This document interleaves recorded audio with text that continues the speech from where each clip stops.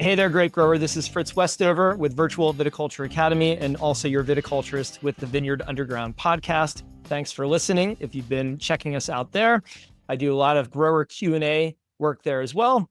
And I have a question from the field today that comes actually from a grower in Portugal.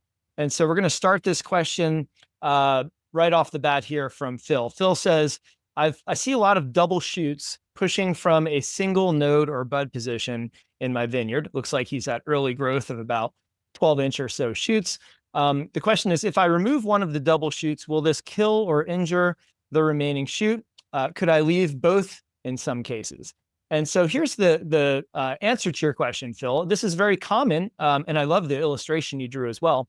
Very common for us to see from a bud position or node position where we have a compound bud, which actually has three buds. It has a primary and a tertiary, primary, secondary, and tertiary, or sometimes growers will say it's a primary and two secondaries. But the idea is the main bud that comes out is our fruitful shoot. And if a second shoot comes out, oftentimes there's not fruit on there, but sometimes there could be. But regardless of that, we generally don't want to crowd our canopy with all these extra shoots if they come out from a double position. I see on the photo on the left, you have a double one where there's a smaller secondary shoot coming out.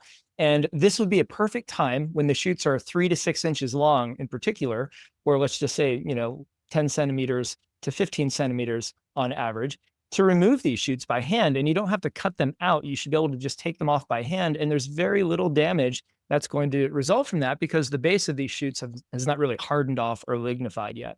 So I like your illustration here. You show where you had a 2-bud spur with an upper position, lower bud position that has 2 shoots growing out. And then sometimes you get this non-count bud that pushes on the base, and you could remove that and take this back to 2 shoots. So you would remove the base, that's non-count, which is not fruitful, and then one of these two, whichever one is smaller and less fruitful, where the double position is.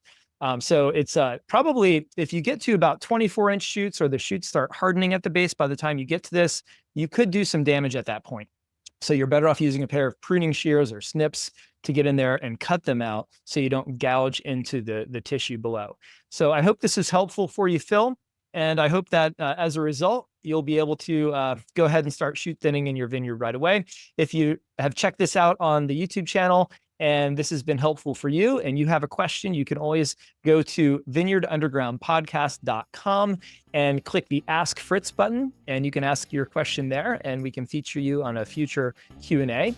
And you can also check out our grower guides, that many of which are free and available to the public at virtualviticultureacademy.com. Thanks for listening in.